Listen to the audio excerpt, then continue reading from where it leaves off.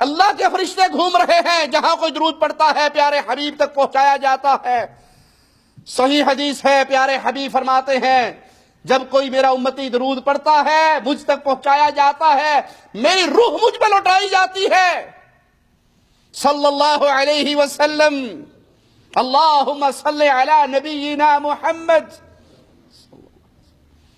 یہ روح کا لوٹایا جانا برزخ کا معاملہ ہے۔ ہم نے سنا اور ہم ایمان لے آئے، ہم ان احادیث کا انکار نہیں کرتے، ہم پیارے حبیب کو آپ کی قبر میں زندہ مانتے ہیں، لیکن پیارے نبی کی قبر میں زندگی کون سی زندگی ہے؟ برزخ کی زندگی۔ یہ روایت ہے ابو داؤد میں، ابو داؤد حدیث سیاہ کی کتاب، اس میں۔ اب اس روایت کو ذرا غور سے سنو۔ یہ وہ روایت ہے جس میں ان کے بڑے بڑے حضرات دھوکے میں مبتلا ہیں۔ سب سے پہلی بات ہم کہتے ہیں اس روایت کا ترجمہ کرو کہ جب کوئی سلام کرتا ہے تو اللہ میری روح کو واپس لوٹا دیتے ہیں۔ ہمارا سوال یہ ہے کہ یہ بات آپ نے زندگی میں فرمائی یا وفات کے بعد؟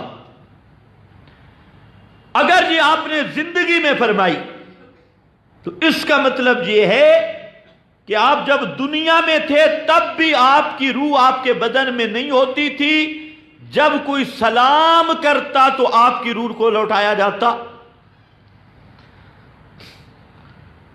اللہ کرے آپ کو سمجھ آئی ہو۔ روایت میں تو نہ موت کی بات ہے، نہ اندر قبر کی بات ہے، نہ قبر کی بات ہے۔ روایت کا صاف سیدھا ترجمہ یہ ہے جب بھی کوئی مجھ پہ سلام پڑھے اللہ میری روح کو لوٹا دیتا ہے اور میں سلام کا جواب دیتا ہوں۔ اب ذرا سمجھنے والی بات ہے کہ ہمارا سوال یہ ہے کہ یہ جو تم کہتے ہو رسول کا فرمان ہے، یہ آپ نے زندگی میں ارشاد فرمایا یا موت کے بعد؟ اگر زندگی میں ارشاد فرمایا تو اس فرمان کا مطلب یہ ہے کہ جب آپ دنیا میں تھے اس وقت بھی آپ کی روح مبارک آپ کے بدن میں نہیں تھی، صرف سلام کرنے والے کے سلام کے وقت اس روح کو لوٹایا جاتا اور سلام کے بعد پھر روح چلی جاتی۔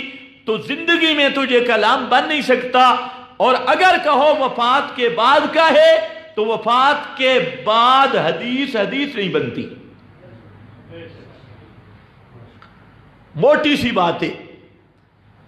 دوسرا نمبر بات ذہن میں رکھ لو، اس پوری روایت میں عند القبر کی بات کوئی نہیں۔ اس کو پیر کرم شاہ نے پیش کیا، بریلوی مسلک کے، اور میں کہتا ہوں کہ اگر یہ روایت صحیح ہوتی تو پیر کرم کا حق بنتا تھا۔ یا ما من احد نکرہ تحت النفی، اور انصاف کا تقاضا یہ ہے کہ یہاں اس روایت کا معنی یہ ہے چاہے کوئی دنیا کے کسی کونے پہ سلام پڑھے، کوئی بھی ہو، کسی ملک میں سلام پڑھے، نکرہ تحت النفی ذات عموم سے جہاں سے بھی کوئی سلام پڑھے تو میری روح کو لوٹایا جاتا ہے۔ یہاں پر قبر کی تو بات ہی کوئی نہیں ہے۔ تو اس کو اگر کوئی پیش کرے تو رضاخانی پیش کرے۔ ہم سوال کرتے ہیں للڑ برادری سے، تم کس منہ سے اس روایت کو لیے پھرتے ہو؟ یہ تو تم کہتے ہو عند القبر، جب مسجد نبوی سے سما ہے، دور سے کوئی نہیں، قریب سے ہے دور سے نہیں۔ تو اس روایت میں تو ما من احد قریب والے کی بات بھی ہے، دور والے کی بات بھی ہے، اور اس میں موت کے بعد کی بات بھی نہیں۔ اس میں ما من احد نہ موت کی بات، نہ قبر کی بات، نہ عند القبر کی بات، کچھ بھی نہیں۔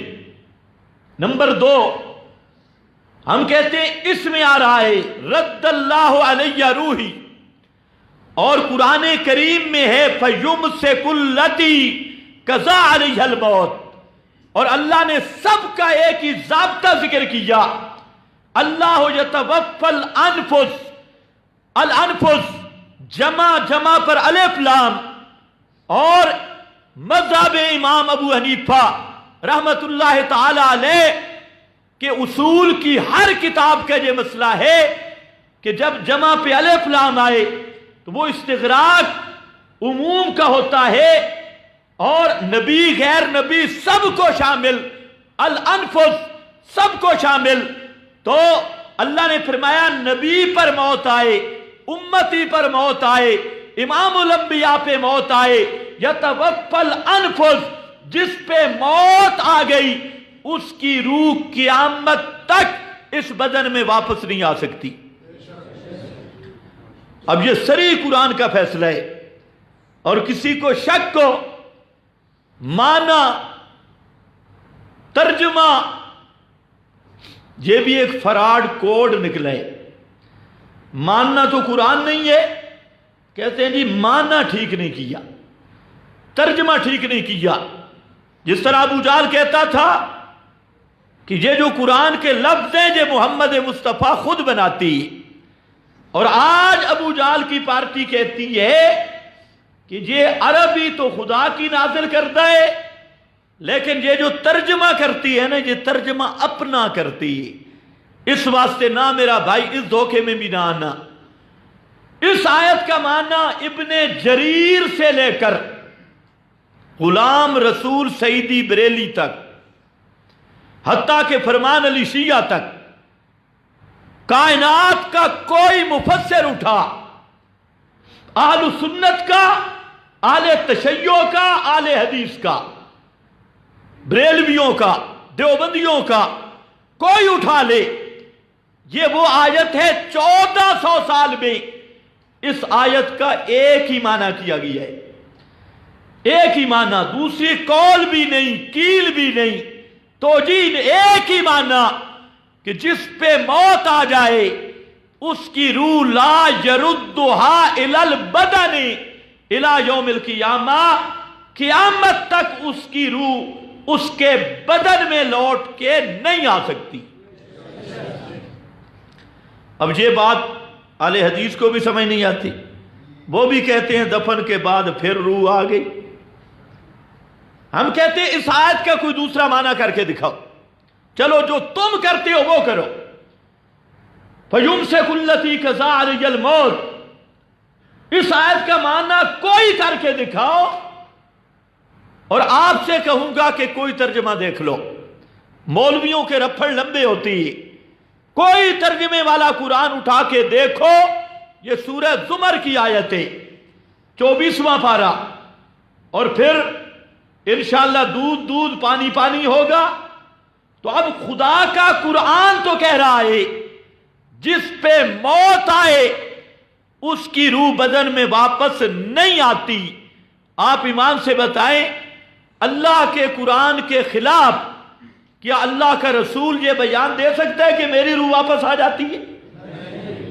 خدا کا قرآن کہ کسی کی واپس نہیں آتی، اور قرآن کے مد مقابل معاذ اللہ اللہ کے رسول کہیں میری روح آتی ہے، تو یہ سب سے پہلا مقابلہ قرآن کا رسول کے ساتھ کروانا چاہتی ہے. اس سے بڑی بے ادبی کیا ہوگی؟ اس لیے یاد رکھو نبی کریم صلی اللہ علیہ وسلم کی جو حدیث آپ کے منہ مبارک سے نکلے ہوئے موتی ہیں وہ کبھی قرآن مقدس کے خلاف نہیں ہو سکتے، نہیں ہو سکتی. اور جو قرآن مقدس کے خلاف بات آئے فوراً سمجھ لو کہ یہ رسول اللہ پہ بہتان ہے. سارا جہان بدل سکتا ہے، اللہ کا رسول کبھی قرآن کے خلاف اپنے لب کو حرکت نہیں دے سکتا، ہونٹوں کو حرکت نہیں دے سکتا. اب یہ موٹی سی بات پتہ نہیں ان لوگوں کو کیوں نہیں سمجھ آتی، صاف سی بات ہے. پھر الٹا کہنے جی حدیث کے منکر ہیں. ہم کہتے ہیں تم بے ایمانو قرآن کے منکر ہو. پیغمبر کی حدیث ہو، پیغمبر کے منہ مبارک سے نکلے ہوئے لفظ، ان کا منکر اسی طرح کافر ہے جس طرح قرآن کا منکر کافر ہے. لیکن پیغمبر کے لفظ وہ نہیں ہو سکتے جو قرآن سے ٹکرائیں. ایسی چیز کو حدیث کہنے والا بھی مسلمان نہیں ہے. تو اس لیے دوسری بات میں نے عرض کی کہ قرآن کے ان الفاظ کے صریح خلاف رد اللہ علیہ روحی، کہ میری روح کو واپس کر دیا جاتا ہے۔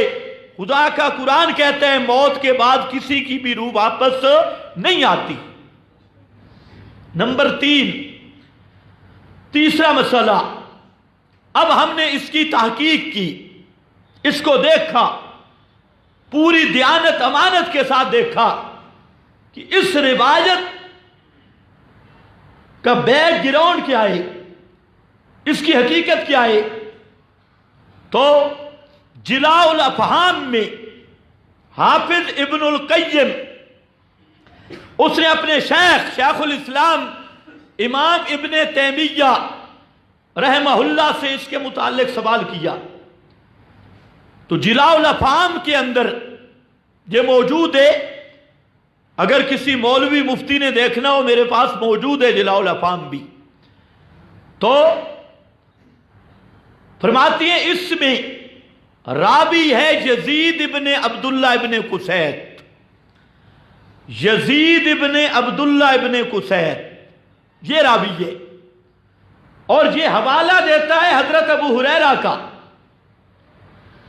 اور امام ابن تیمیہ فرماتے ہیں کہ یہ یزید ابن عبداللہ ابن قسیط یہ راوی ہے بھی ضعیف، اور اس کی حضرت ابو ہریرہ سے ملاقات بھی ثابت نہیں، روایت بھی منقطع، اور خود یزید ابن عبداللہ ابن قسیط بھی ضعیف، راوی بھی ضعیف، اور اس کی حضرت ابو ہریرہ سے ملاقات بھی ثابت نہیں۔ اب پتہ چل گیا کہ یہ اللہ کے رسول کی بات نہیں، یہ راستے کے راویوں کی بات ہے۔ تو بہرحال تیسرے نمبر پر میں نے آپ کے سامنے یہ ذکر کیا کہ یہ جو ما من احد یسلم علیہ الا رد اللہ علیہ روحی، یہ ملا لوگ بیان کرتے ہیں کہ میری روح لوٹا دی جاتی ہے، میں سلام کا جواب دیتا ہوں، تو میں عرض کر رہا ہوں سب سے پہلے تو یہ حدیث درایتاً بن نہیں سکتی کہ آپ کی زندگی میں آپ نے فرمایا، جب بعد وفات کے زندگی میں فرمائیں تو مطلب یہ ہوگا کہ آپ دنیا میں تھے تب بھی روح مبارک آپ کے بدن میں نہیں تھی، صرف مسلم کے سلام کے وقت آتی۔ اور اگر کہا جائے کہ یہ بعد وفات کے بعد حدیث نہیں۔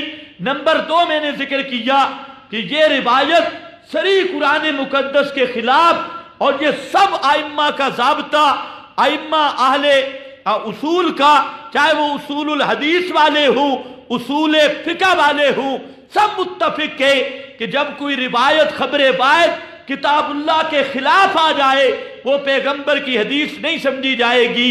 اصول الحدیث بھی اصول الفقہ بھی اس پر متفق ہے۔ تو بہرحال تیسرے نمبر پہ میں نے عرض کیا کہ روایت منقطع ہے اصول کے لحاظ سے، جو راوی حضرت ابو ہریرہ کا حوالہ دے رہا ہے اس کی حضرت ابو ہریرہ سے ملاقات ہی ثابت نہیں۔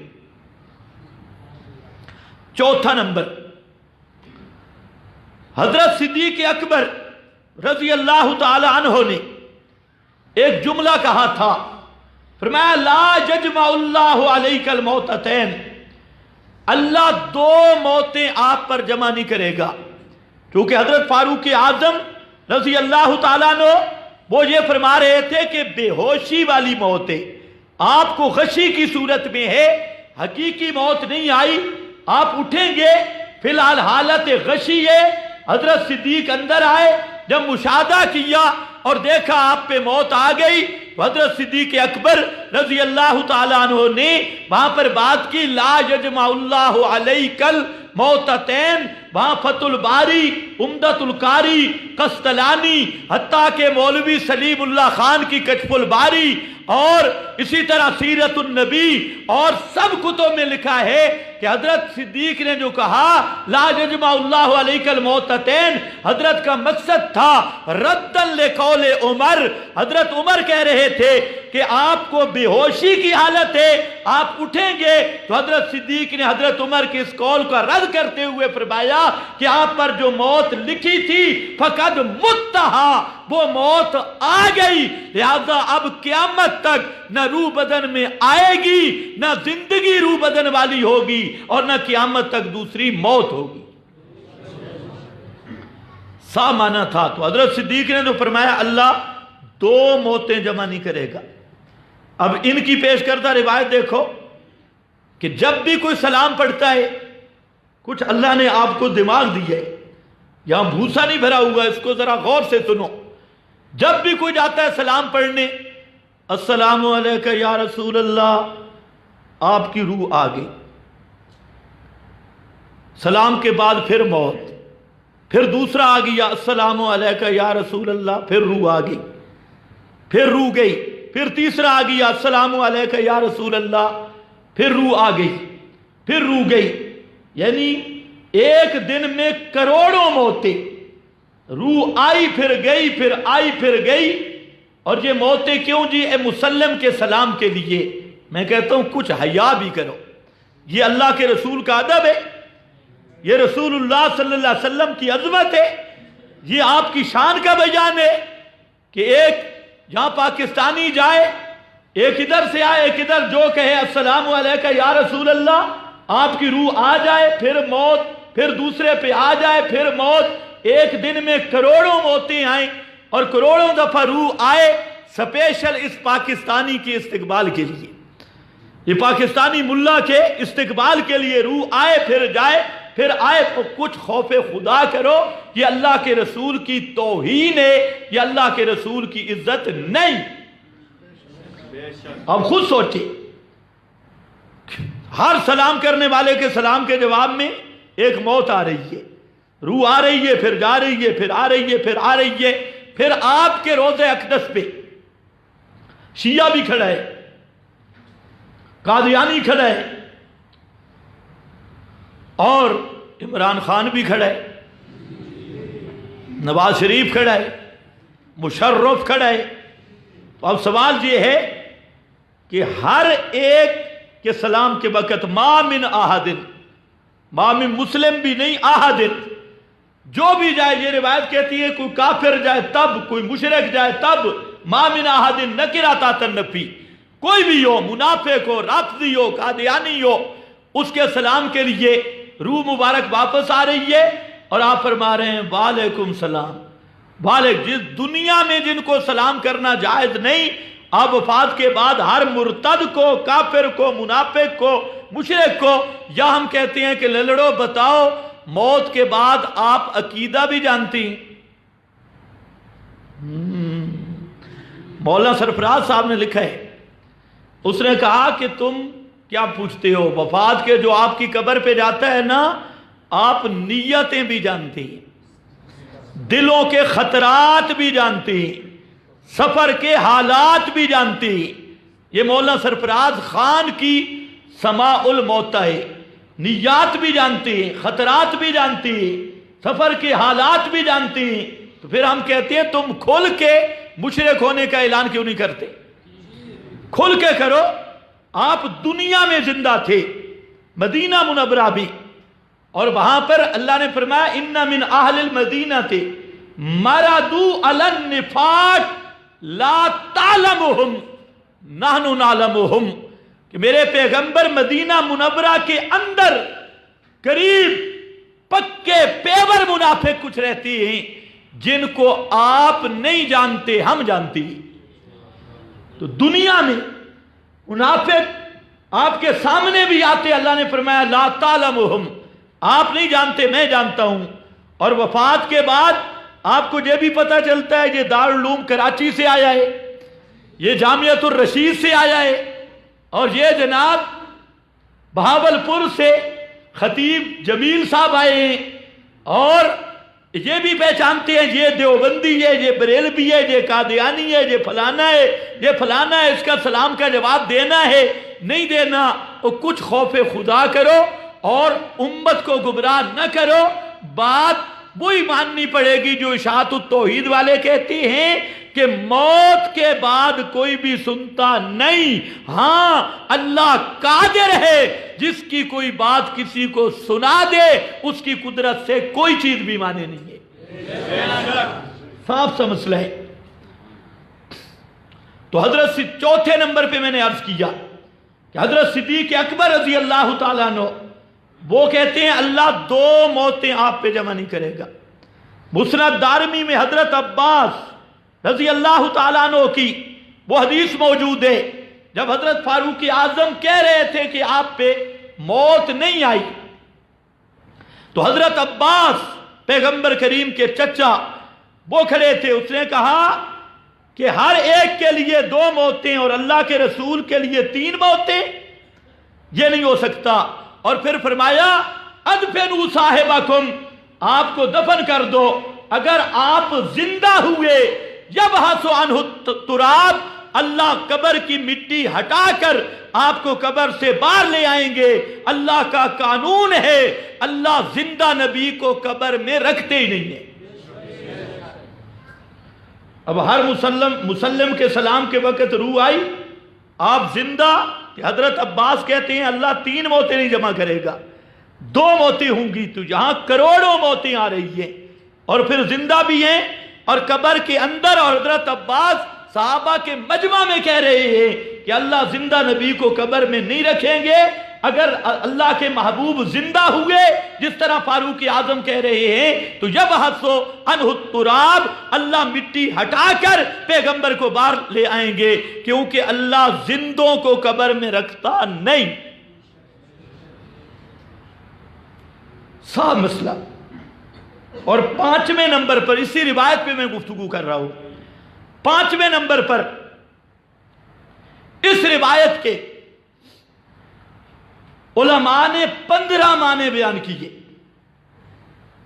15 احتمال، اور سب مولوی پڑھتے ہیں اذا جاء الاحتمال بطل الاستدلال، جو محتمل چیز بن جائے اس سے استدلال نہیں ہوتا۔ تو 15 معنی احتمال ذکر کیے، اور وجہ یہی تھی جو میں نے ذکر کی کہ اس روایت پہ جو اشکال ہو رہا تھا، تو 15 معنی علماء نے بیان کیے، ان میں بعض معنی بالکل صحیح بھی ہے تو ان کو مان لو۔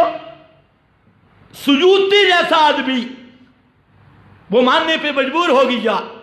ابن حجر نے بھی لکھا اور فرماتی ہیں کہ جہاں روح کا معنی یہ روح نہیں، روح کے 3 معنی ہیں، ایک روح جو بدن میں ہو جس کے ساتھ حیات قائم ہوتی ہے، اور دوسرا روح قرآن یہ بھی روح ہے، اور تیسرا روح کا معنی ہے رحمت اور ثواب۔ تو سیوطی نے جہاں لکھا الحابیل الفتاوی میں کہ اس حدیث کا معنی یہ ہے کہ جب بھی کوئی سلام پڑھتا ہے، جہاں سے کوئی سلام کرے، اللہ رب العزت اس سلام کو قبول کرتے ہیں اور اس کا ثواب مجھ تک پہنچا دیتی ہے، اس کا ثواب مجھے پہنچا دیتے ہیں۔ اسی روایت کا معنی الحابیل الفتاوی میں سیوطی نے کیا۔ تو یہ وہ پہلا دھوکہ تھا جو خود بھی ان کو لگا ہے، دوسروں کو بھی دے رہے ہیں۔ تو اس روایت میں نبی کریم صلی اللہ علیہ وسلم کے 6 نمبر بھی سن لو، روایت کے سارے الفاظ دیکھ لو، اس میں سماع کا لفظ بھی کوئی نہیں ہے، ایک لفظ بھی نہیں اس روایت میں کہ میں سنتا ہوں یا رسول اللہ صلی اللہ علیہ وسلم قبر پہ سنتے ہیں، ایک بھی لفظ نہیں۔ اگر کوئی مولوی ایسا لفظ دکھا دے کہ فلاں لفظ کا معنی اور ترجمہ یہ ہے کہ رسول اللہ صلی اللہ علیہ وسلم سنتے ہیں، جس کا ترجمہ یہ بنتا ہے، وہ منہ مانگا انعام وصول کرے، لیکن پوری روایت دیکھ لو، یہاں پر سننے کی بات ہی کوئی نہیں ہے۔ دوسری روایت جو ان کے لیے باعث ہے دھوکے کا، وہ اس کے ایک پہلو پہ میں نے گفتگو پچھلے کئی جمعے پہلے کر دیے، وہ ان تک پہنچ گئی۔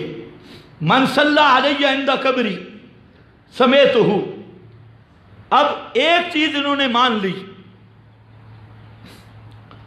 کہ یہ راوی جو ہے محمد بن مروان، اس روایت کا معنی بھی جو قبر پہ سلام پڑھے، درود پڑھے میں سنتا ہوں، دور والا پہنچایا جاتا ہے، یہ ایک روایت ہے۔ لیکن میں نے آپ کو بتا دیا کہ اندہ قبری، پہلے اندہ کو متعین کریں گے کہ اندہ کس چیز کا نام ہے، اندہ القبر کا کیا معنی، اندہ القبر، اندہ مبہم ہے، اور جو عقیدہ بھی مبہم، دلیل بھی مبہم۔ دلیل کے لیے ضروری ہے دلیل کا قطعی ہو اور واضح ہو، اور جہاں اندہ مبہم، اندہ کا کیا معنی؟ بنگلہ دیش کی نسبت پاکستان والے اند القبر ہے، پاکستان والوں کی نسبت ایران والے اند القبر ہے، ایران والوں کی نسبت عراق والے اند القبر ہے، آخرت والوں کی نسبت دنیا والے اند القبر ہے۔ تو اندہ کا کیا معنی؟ تو اندہ کو متعین کرو، اور جو علماء نے بیان کیا وہ معنی ہے حجرہ مبارکہ کے اندر اندہ کا تحقق ہے، اندیت کا، وہ ممکن ہی نہیں، تو جھگڑا ڈالنے کی کیا ضرورت ہے؟ یا تم دلیل سے متعین کرو اندہ، تو یہ اندہ سے کام آگے چل ہی نہیں سکتا۔ خیر آگے چلو، اس روایت کی سند میں محمد بن مروان رافضی خبیث ہے، رافضی خبیث۔ اب ایک مولوی صاحب کہہ رہے تھے معلوم ہوتا ہے یہ مسئلہ اتنا پکا ہے کہ شیعہ بھی مانتے ہیں۔ ماشاءاللہ، شیعہ بھی مانتے ہیں، بہت اچھا، یہ معیار دلیل ہے، یعنی آپ سوچتے آئیں کہ یہ مسئلہ اتنا پکا ہے کہ شیعہ بھی مانتے ہیں۔ کل کوئی گائے کی پوجا کرے اور پھر مولوی صاحب آ جائیں کہ یہ مسئلہ گائے کی پوجا والا اتنا پکا ہے کہ ہندو بھی مانتی ہیں، سارے ہندوستان والے بھی مانتی ہیں۔ کل کوئی گھوڑا نکالے اور گھوڑے تعزیہ کی پوجا کرے، اسے پوچھو دلیل، وہ کہے یار اس سے دلیل کا کیا مطالبہ، کیا کرنا چاہیے، یہ کون سی دلیل کی بات ہے؟ یہ گھوڑے کی پوجا والا مسئلہ تو اتنا پکا ہے کہ سارے شیعہ بھی مانتی ہیں۔ کل اور کوئی بے ایمان اٹھے اور قادیانی کو نبی مان لے اور اسے کہے دلیل پیش کر، وہ کہے یار دلیل کی کیا ضرورت، یہ مسئلہ تو اتنا پکا ہے کہ سارے مرزائی بھی مانتی۔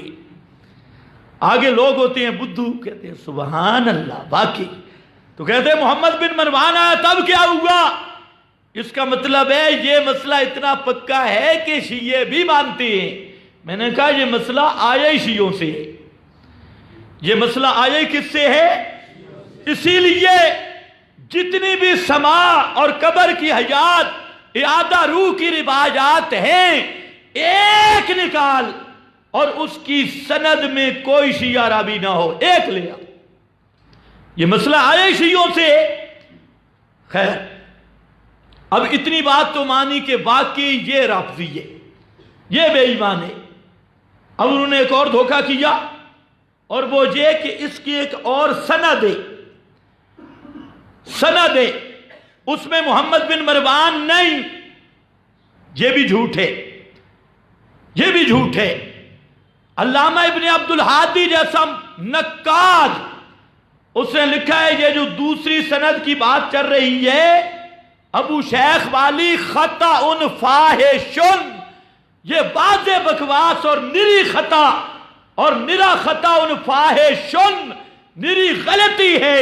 تفرد بھی محمد بن مروان، اس کا راوی اکیلا محمد بن مروان ہے۔ یہ دوسری سند یہ جو پیش کی جا رہی ہے یہ خطا فاحشن، یہ واضح خطا ہے، اور فاحش کا معنی ہوتا ہے بے حیا، یہ کام بھی ہے بے حیاؤں کا پیش کرنا، خطا فاحش۔ پھر تیسرے نمبر پر بوئی ابو شیخ،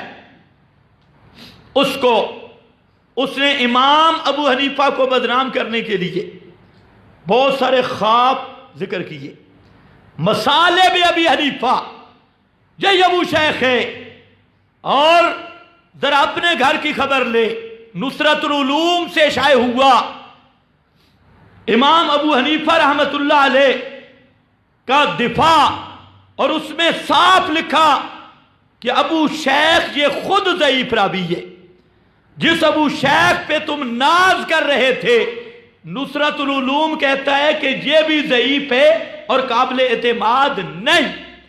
پھر اسی سند میں ایک راوی عبد الرحمن ابن احمد العارج، دنیا فن سے 14 صدیاں تمہارے سامنے ہیں، اگر تم میں خام خواہ کا فراڈ اور بددیانتی نہیں، تمہارے سینے میں کچھ بھی اگر دیانت امانت موجود ہے، عبد الرحمن بن احمد العارج یہ وہ راوی ہے کہ کسی نقاد محدث نے، کسی ایک نے بھی اس کو ثقہ کہا ہو، لاؤ ہم تبصرہ کرنے کے لیے تیار ہیں۔ ایک بھی کسی نقاد محدث نے اس کی ثقات بیان نہیں کی۔ اور مولانا سرفراز نے لکھا ہے اللہ تعالیٰ نے ہمیں اس بات کا مکلف نہیں بنایا کہ ہم اپنا دین مجہول راویوں سے لیں۔ یہ راوی مجہول ہے، عبد الرحمن ابن احمد العارج مجہول راوی، اور مجہول راویوں سے عقیدے ثابت نہیں ہوتے۔ دوستو بزرگوں، عقیدے ثابت ہوتے ہیں متواتر حدیث سے۔ متواتر حدیث، اور دنیا کا کوئی مولوی جرات کرے، ڈینگے مارنے کی ضرورت نہیں، اپنے سٹیج پہ کھڑے ہو کر اس حدیث کا تواتر بیان کر، تواتر کی تعریف کر کے اس پہ منطبق کر کے دکھا۔ خدا کی قسم تیری اس روایت کو میں اپنا اعلان کرنے کے لیے تیار ہوں گا، اور لیکن یاد رکھ لینا قیامت آ جائے گی کہ اس کو خبر عزیز ثابت کرنا، صحیح ثابت کرنا بھی مشکل ہے، متواتر تو بہت دور کا سودا ہے۔ تو اس لیے ان حضرات کو میں دعوت ایمان دیتا ہوں، دعوت فکر دیتا ہوں، خدا سے ڈرے اور لوگوں کو گمراہ نہ کرے۔ تم تو جس راستے پہ چل پڑے چلو گے، لیکن لوگوں کو بتاؤ یہ متواتر نہیں اور صحیح بھی نہیں، اور تم وہی کہتے رہو کہ ہمارے بزرگوں نے لکھا، ہم پکے ہیں، یہ اچھی پگ ڈنڈی ہے تمہاری، یہ کہتے رہو، لیکن روایتوں کو بدنام نہ کرو۔ خیر، اس میں عبد الرحمن احمد العارج یہ مجہول راوی، دوسرا آمش مدلس، ابو معاویہ مدلس، اور جہاں پر عن سے روایت موجود ہے، اور سب محدثین کا ضابطہ ہے بخاری مسلم کے علاوہ جہاں کوئی مدلس راوی آئے اور اس کا عنعنہ ہو وہ قابل قبول نہیں ہوتا۔ میں کہتا ہوں شیخ الحدیث ہو، کیا تمہیں یہ ضابطہ یاد نہیں؟ اپنے آپ کو شیخ الحدیث کہتے ہو، ملا کہتے ہو، مفتی کہتے ہو، یہ ضابطے تمہاری نظر سے نہیں گزرے؟ اگر نہیں گزرے اٹھا نخبہ اٹھا لے اور معرفت علوم حدیث اٹھا لے، اور اسی طرح مقدمہ ابن صلاح کوئی کتاب اٹھا لے، اس میں بھی آپ کو ضابطہ مل جائے گا۔ سب کے اندر یہ ضابطہ، دونوں راوی مدلس اور دونوں عنعنہ۔ اور پھر وہ اصل کتاب یہ ابو شیخ کی کدھر ہے؟ ہم نے بڑا ان سے مطالبہ کہ وہ کتاب لاؤ۔ ابھی پچھلے دنوں ایک چوہا ایک فوٹو سٹیٹ لے کے کھڑا تھا، کہتے ہیں یہ آ گئی، اور پھر کہتے ہیں مخطوط ہے۔ مماتی کہتے ہیں کتاب کوئی نہیں، کتاب کوئی نہیں، اور خود کہتے ہیں یہ مخطوط تھا۔ اب آگے جو بیٹھے ہیں مخطوطے مفتون، وہ کہتے ہیں سبحان اللہ، حالانکہ جب وہ مخطوطے کا فوٹو سٹیٹ پیش کر رہا ہے تو خود اپنے جھوٹ کا اقرار کر رہا ہے کہ واقعی یہ کتاب مارکیٹ میں موجود نہیں، کسی مکتبے پہ موجود نہیں۔ اگر مکتبوں پہ موجود ہوتی یا کسی مارکیٹ میں موجود ہوتی، شائع شدہ ہوتی، تو کم از کم اس کا نسخہ ہاتھ میں ہوتا۔ وہ ایک چمگادڑ سا، وہ اس نسخے کا اور مخطوطے کا بھی فوٹو سٹیٹ کہتا ہے یہ کتاب مل گئی، یہ کتاب مل گئی، حالانکہ آگے ساری لمج بج قوم کہتے ہیں سبحان اللہ۔ تو اس کو کہو ملا جی یہ مخطوطے کا فوٹو نیٹ سے نکالنا یہ اس بات کی دلیل ہے کہ اصل کتاب مارکیٹ میں موجود نہیں۔ لیکن اندھی قوم ہے، ان کو کون سمجھائے؟ تو میں نے عرض کیا کہ یہ وہ دوسری روایت ہے جس پہ لوگوں کو دھوکہ دیتی ہے، اور تیسری روایت وہ آئی، اس کا تو بالکل آسان ہے۔ حضرت عیسیٰ آئیں گے میری قبر پہ، یا محمد کہیں گے لَأُجِيبَنَّهُ، میں جواب دوں گا۔ تو خیر اس روایت کا جواب خود مولانا سرفراز نے دے دیا آسن الکلام میں، اور فرمایا راوی محمد بن اسحاق یہ دجالوں میں سے دجال ہے، کذابوں میں سے کذاب ہے، متروک راوی۔ وہ خود یہ تین روایتیں، اور اگر توجہ سے دیکھا جائے تو تین کی تین میں یہ مسئلہ کوئی نہیں کہ رسول اللہ صلی اللہ علیہ وسلم مسجد نبوی سے سنے یا روزہ اقدس سے سنیں، تینوں کی تینوں روایتوں میں یہ مسئلہ نہیں، یہ ان کو پیش کرتے ہیں بطور دھوکہ اور بطور فراڈ کے۔ اب میں نے جو ابتداءً عرض کی کہ شرک کا اصل گیٹ یہ عقیدہ سما ہے، اس لیے اللہ رب العزت نے قرآن حکیم میں جہاں شرک کی نفی کی وہاں اس عقیدہ کی نفی کی۔ پورا قرآن دیکھ لے، اور قرآن نے کئی انداز اپنائے۔ مثلا اللہ نے حضرت عزیر کا واقعہ ذکر کیا، واقعہ آپ نے سنا ہوا ہے، تفصیل میں نہیں جاؤں گا۔ 100 سال تک حضرت عزیر کو موت دی، تیسرا پارہ سورۃ البقرہ۔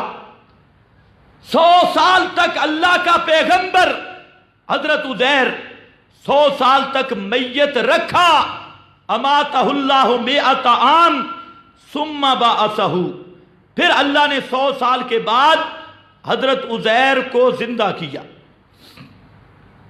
اچھا، قبر میں دفن بھی نہیں تھے، زمین کے اوپر رہے، 100 سال گزر گیا۔ اب ذرا سوچو، 100 سال میں سردیاں تو نہیں آئی ہوں گی، 100 دفعہ گرمیاں، 100 دفعہ بہاریں، 100 دفعہ خزائیں، 100 دفعہ، اور راتیں، دن، صبح، دوپہر، شام، بارشیں، بادل، گرج، چمک، یہ سب کچھ ہوتا رہا۔ اور اللہ نے حضرت عزیر کو اٹھایا اور فرمایا 2 میرے مقصد ہے، زندہ کیا۔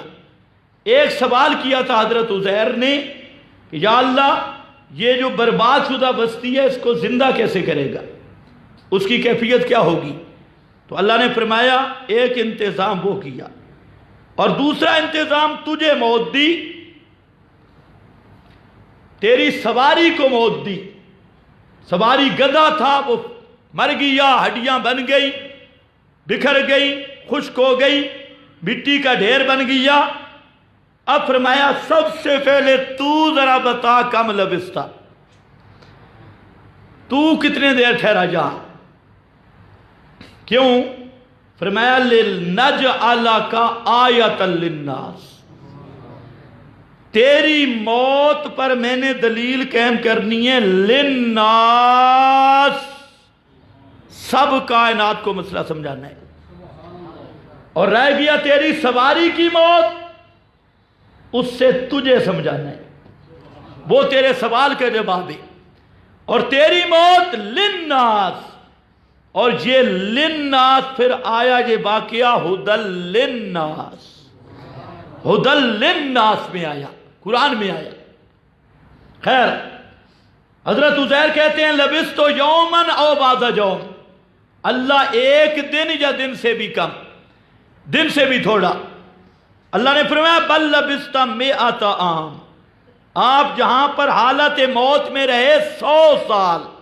ایمان سے بتائیں، پیغمبر کی بات، حضرت عزیر موت آئی، 100 سال زمین کے اوپر میت موجود رہا، اور 100 سال کے عرصہ میں سردیوں کے آنے کا پتہ نہیں، گرمیوں کے آنے کا پتہ نہیں، بہاریں خزائیں آنے کا پتہ نہیں، بادلوں کے گرجنے کا پتہ نہیں، بارشوں کے برسنے کا پتہ نہیں، پرندوں کے چہکنے کا پتہ نہیں، کسی کے آنے کے جانے کا پتہ نہیں، حتیٰ کہ اپنے اس زمان کو بھی تعبیر کر رہے ہیں لبثت یومن او بعض یوم، ایک دن یا دن سے بھی تھوڑا۔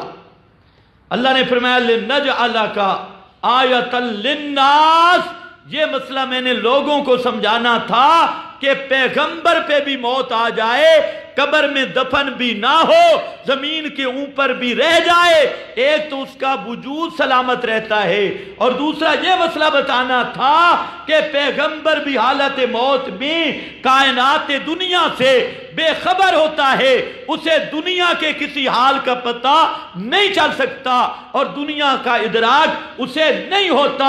یہ اللہ نے حضرت عزیر، یہ واقعہ کسی بابے کی کتاب کا نہیں ہے، یہ واقعہ اللہ کی کتاب قرآن کا واقعہ ہے۔